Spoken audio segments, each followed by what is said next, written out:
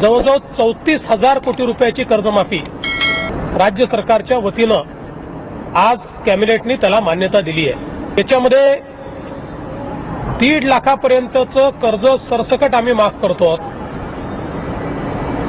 आणि 1.5 लाखापर्यंतचं कर्ज सरसकट माफ केल्यामुळे जे थकीत शेतकरी आहेत त्यातले 90% शेतकऱ्यांचा सातबारा पूर्ण कोरा होणार आहे। 90%। उरलेले जे 6 लाख शेतकरी आहेत त्यांच्याकरता आम्ही ओटीएसची योजना आणतो, ज्याच्यामध्ये 1.5 लाखाचं कॉन्ट्रीब्युशन राज्य सरकार देईल आणि त्यांना ओटीएस करून घेता येईल।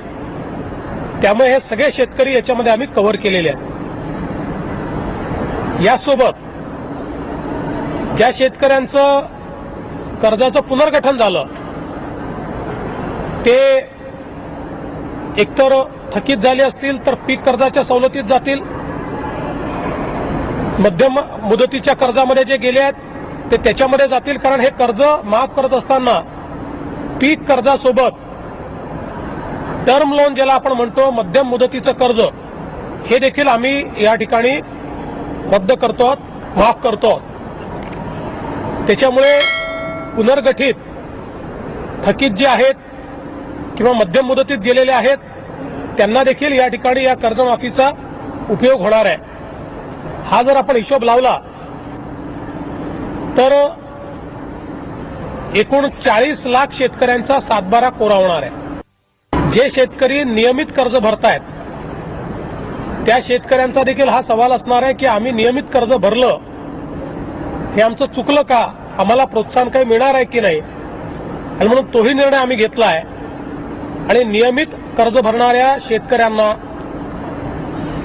25% पण 25,000 कमाल मर्यादा इतकं आम्ही प्रोत्साहनपर अनुदान हे जमा करणार आहोत।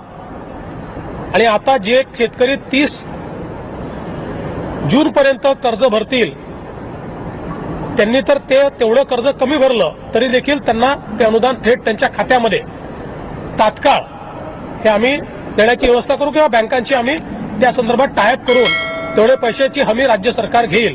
जवळजवळ 34,000 कोटी रुपयाची कर्जमाफी राज्य सरकारच्या वतीनं आज कॅबिनेटने त्याला मान्यता दिली आहे। 1.5 लाखापर्यंतचं कर्ज सरसकट आम्ही माफ करतो।